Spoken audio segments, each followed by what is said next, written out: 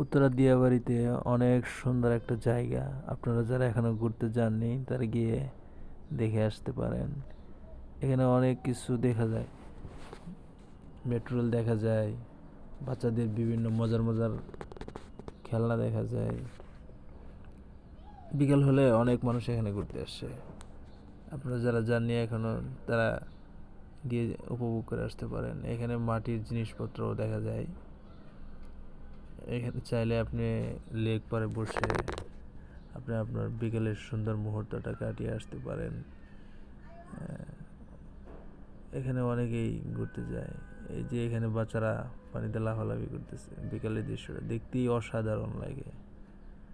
আমার তো অনেক ভালো লাগছে দেখে। জায়গাটা অনেক সুন্দর। যারা এখনো যাননি তারা গিয়ে দেখে আসতে পারে।